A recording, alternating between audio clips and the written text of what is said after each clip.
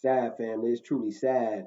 Uncle Luke, no good rotten tether, has now stepped his game up from being a part-time worker to a full-time worker for the Democratic plantation. He got more hours on the schedule now, being a Democratic shield. Him and Roland Martin, aka Rolanda Martin, because if y'all seen that picture, I don't know if any of y'all seen that picture floating around that he had up on his computer. Where the hell they do that at? Insane.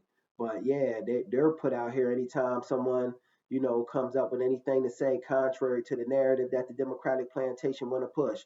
I got some audio and video of this no good tether Uncle Luke coming at Tiger Woods and Tyrese. And I got the audio and the video of it. We're going to slowly walk through and talk about this thing, family. All right. Fair use. Fair use. Tiger Woods. It's insulting that Kamala Harris is sounding black. What? From you, nigga? You? Not you. Not the one who denounces blackness and call yourself a Calabasian. Not you who only date Karen. Not you who dumped the little black girl in Stanford. Not you who said you were not black. And all of a sudden it's insulting to the Calabasian nation of your peoples. See, what had happened was I did my homework on it. I had to go back and check. Evidently, there was a fake parody account on Twitter X that, under the guise of being, they were making it like seem like they were Tiger Woods. They put out something saying it's disparaging that Kamala Harris uses that black scent, and they find it disrespectful. And that wasn't even Tiger Woods. Come to find out, that was a fake parody account. But I agree with that. That's very disrespectful for her to play around and cosplay as she's a foundational Black American and would do absolutely nothing for foundational Black Americans.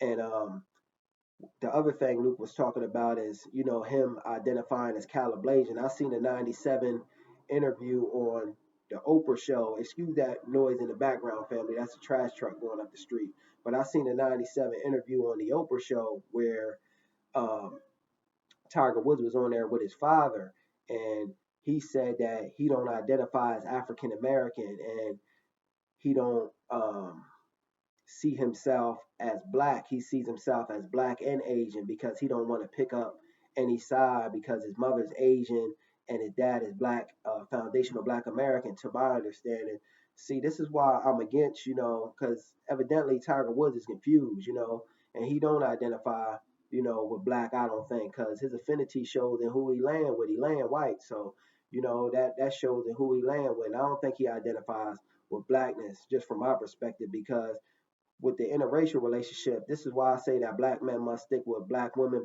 for black man, because when you have a child in these interracial relationships, a lot of the time that child don't know which side of the coin they fall on, which side of the coin to pick up, if they black or white or whatever else they mix with. And this causes confusion in the child.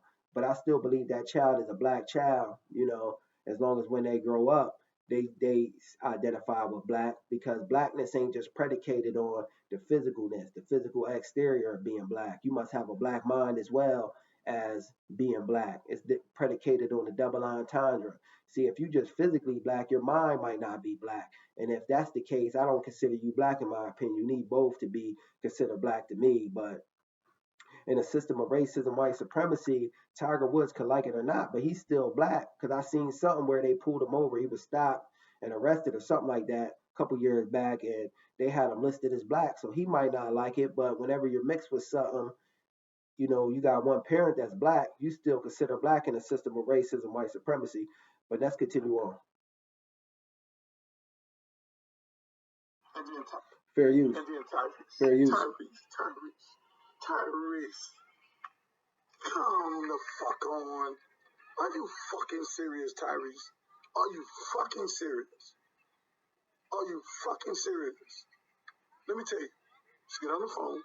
Call Roland Martin. Call somebody who you respect. Because obviously, I don't know where the fuck you getting your information from. Hold the fucking phone. See, why would he, Tyrese spoke truth to power, if you ask me. I didn't agree with what he said about, pulling, the black and brown card and bringing other groups of people into it when they were speaking about black Americans getting a hate crime bill, but we were overlooked by the Democratic plantation, and they gave them Asians that hate bill. He spoke truth to power on that. But the only thing I disagree with him on that when he was talking about that was pulling the black and brown card, pulling other groups of people into it. We got to focus on us as foundational black Americans. Not to say that we don't wish others well, but that's they struggle and fight. We got our own circumstances and situations to deal with. We got to stop focusing on outside people and start worrying about us first and foremost. So I don't agree with him on that. But he spoke truth to power and us being overlooked by Biden and Harris on that hate bill. They know we the most targeted ones in America, foundational black Americans.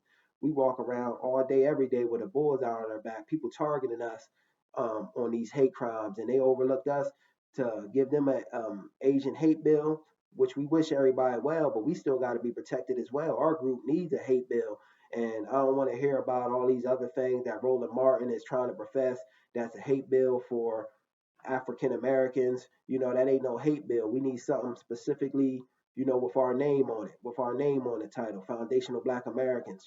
We need a black hate crimes bill to protect us, to insulate us against these attacks we face up against racism, white supremacy. But if you ask me, Uncle Luke, it's very sad for him to be out here shilling like this because they got him in them pockets, you know what I mean? The Democratic plantation breaking him off with butter biscuits. And that 2 Live Crew money must have dried up on him, truth be told. And, he's doing very bad. And every time you see Uncle Luke in these interviews, even when he's over there talking on X, Twitter, he's speaking like he drunk. He sound drunk and he look drunk. You know what I mean? He's been reduced to being out here being a paid Democratic shill. It's just a sad day whenever you reduce to that. You know, him and Roland Martin out here being paid to sell out the black community for butter biscuits. Just my thoughts on the matter. But get up off your knees and stop caping for the Democratic plantation, Uncle Luke. Peace.